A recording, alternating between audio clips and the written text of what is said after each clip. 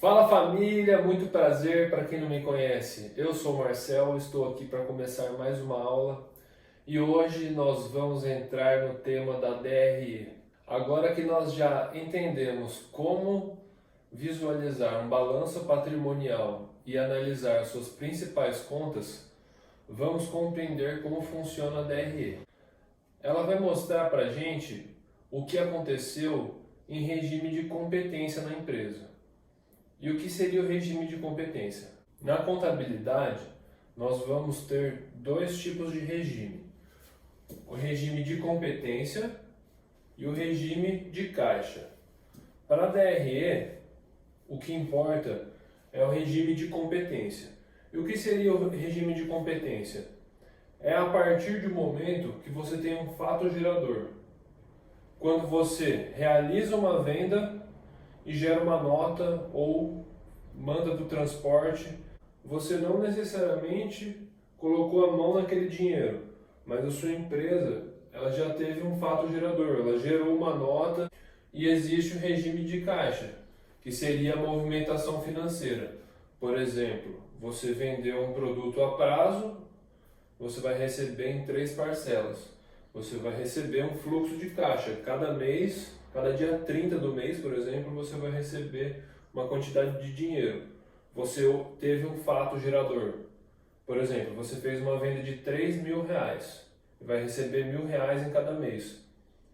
O fato gerador é de R$ 3.000. Você na sua DRE já vai aparecer que você fez uma venda de R$ 3.000.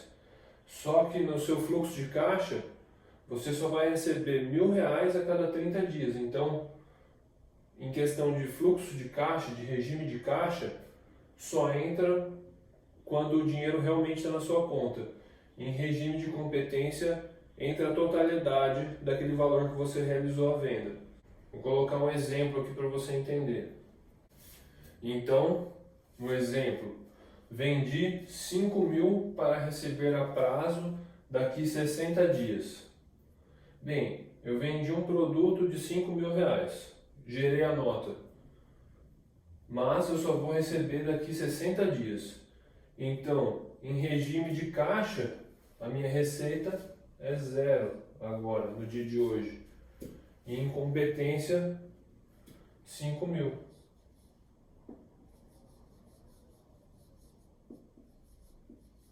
Ou seja, na minha demonstração de fluxo de caixa, zero. Na minha DRE, 5.000. E já vai aparecer diretamente os custos implícitos nisso. E é o que eu vou mostrar agora. Como que é composta a DRE? Quais são as características e o que vai entrar nela?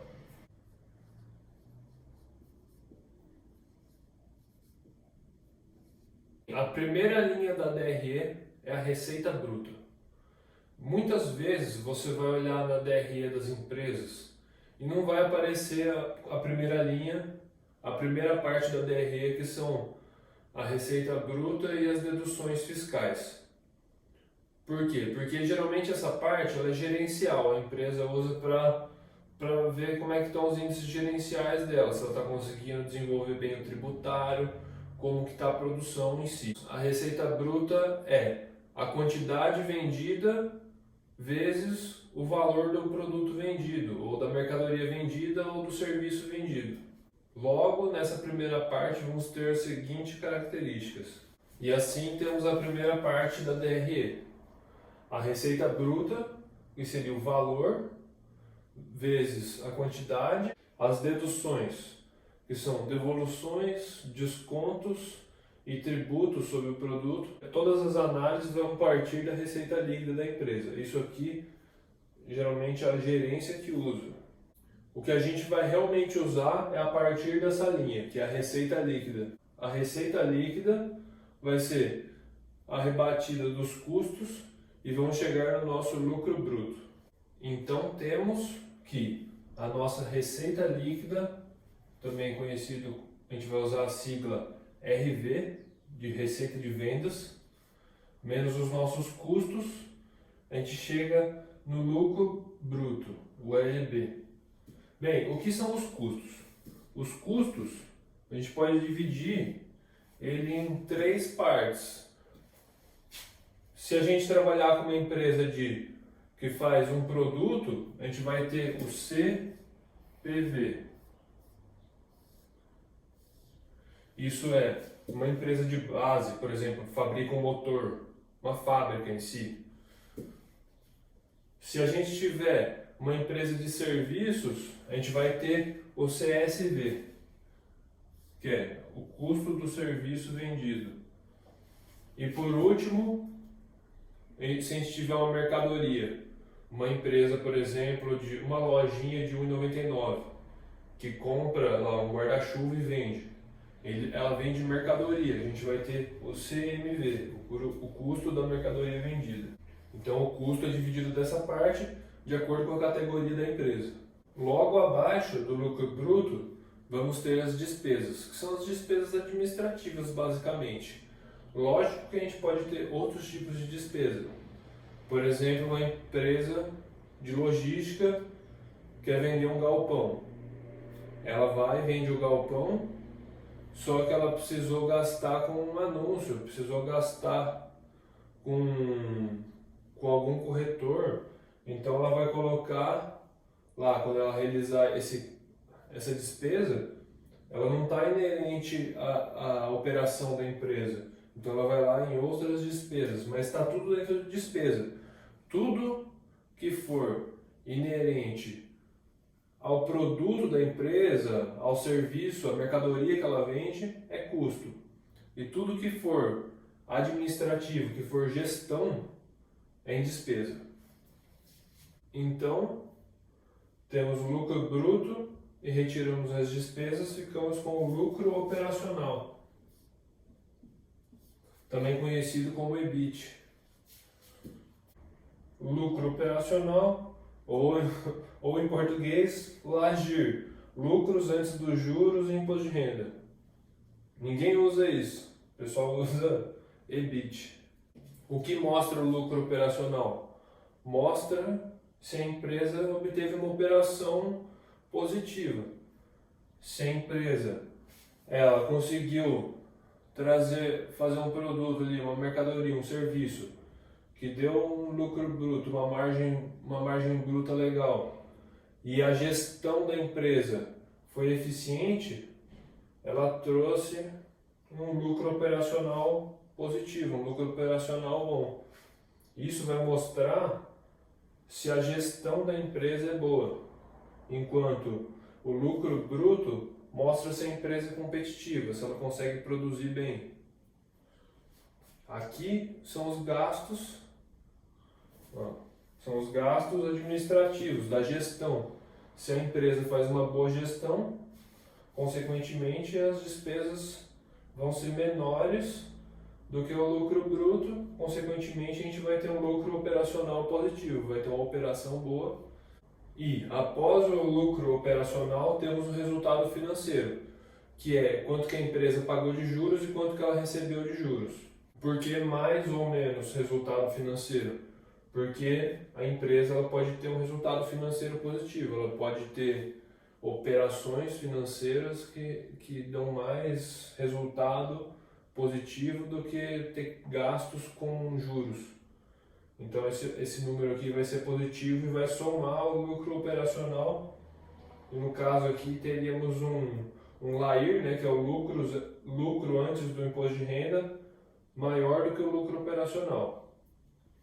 É interessante dizer aqui que o LAIR, o lucro antes do imposto de renda, é exatamente isso. Ele está antes do imposto de renda. Então tem muitas empresas que utilizam financeiramente de empréstimos para reduzir o seu imposto de renda. Como assim a empresa usa de empréstimo para reduzir o imposto de renda? É simples. Como ela faz empréstimos, tem que pagar juros, isso vai entrar aqui no resultado financeiro. Para uma empresa que reporta no lucro real, vamos supor que esse número aqui, a empresa gerou 1 bilhão de lucro operacional, mas ela tem um resultado financeiro negativo de 100 milhões, ela vai ter um LAIR de 900 milhões.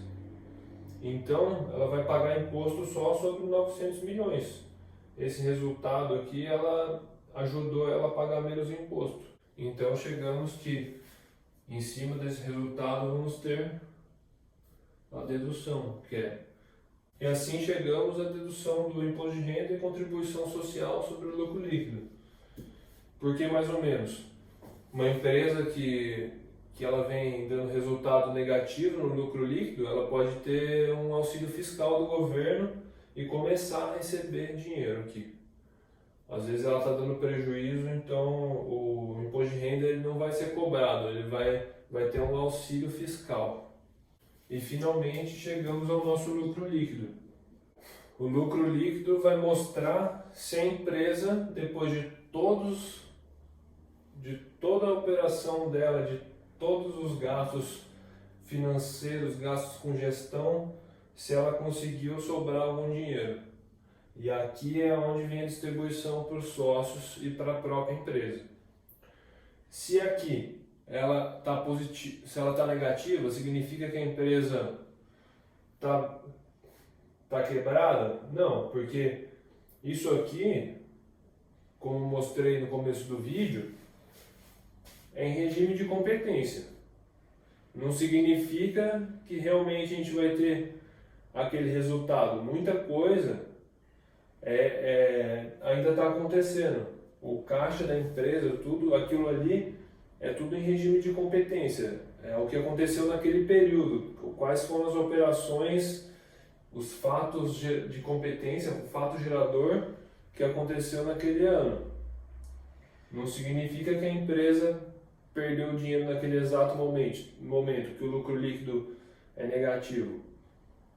O lucro líquido ele só vai acontecer se a empresa terminasse o ano, parasse tudo, e se tudo que está falando que vai acontecer, se todos os seus clientes pagassem, se tudo acontecesse do jeito que aconteceu, ia gerar aquele lucro líquido. Mas é um potencial. Se você olhar do ponto de vista de caixa, a gente vai ver outro indicador.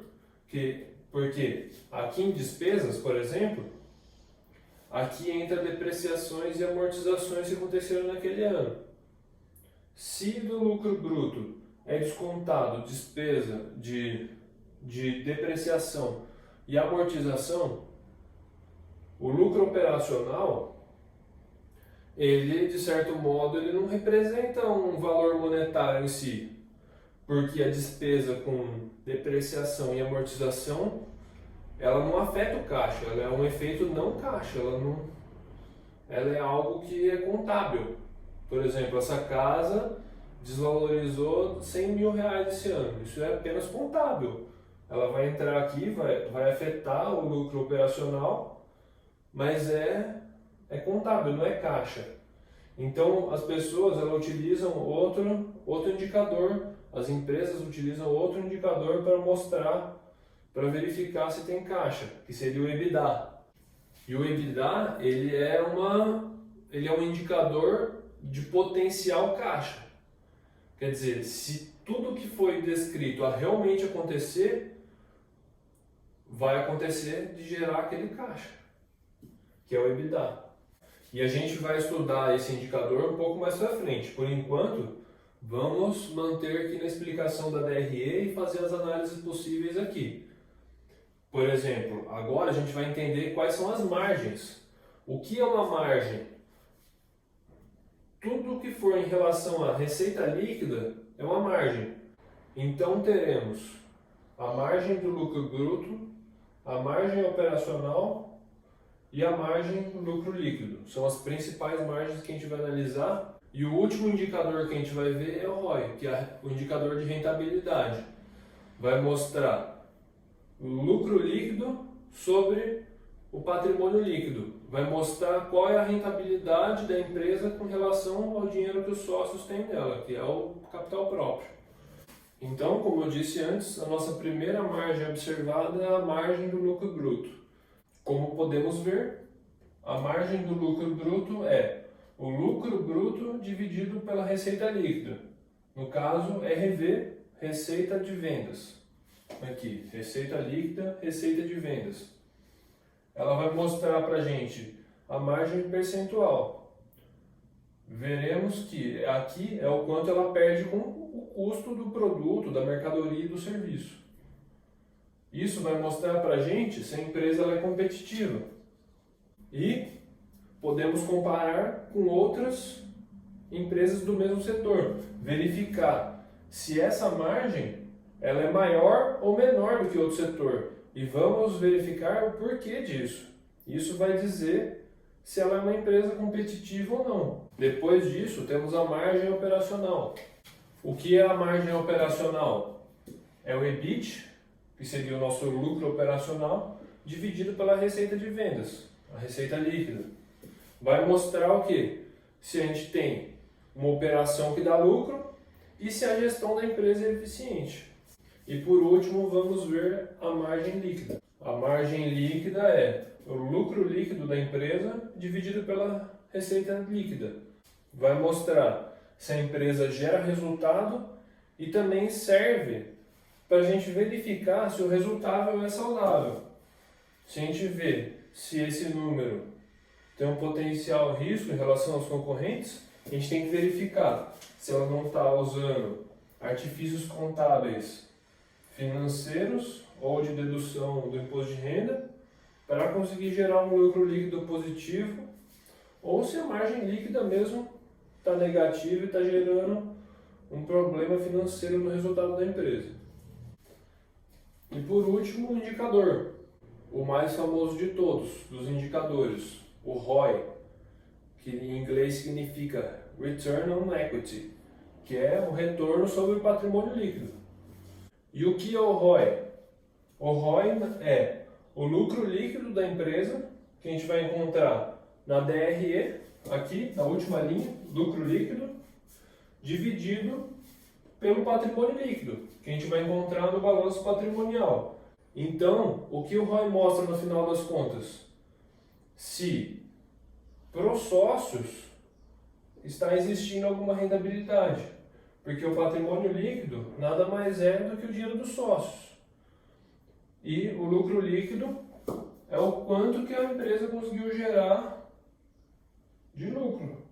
Quanto daquele lucro contábil, a gente vai pegar isso, dividir pelo patrimônio líquido da empresa e vamos descobrir uma rentabilidade. Essa rentabilidade é o retorno esperado para os sócios. Então, o ROI é um indicador de rentabilidade, especificamente para os sócios, pois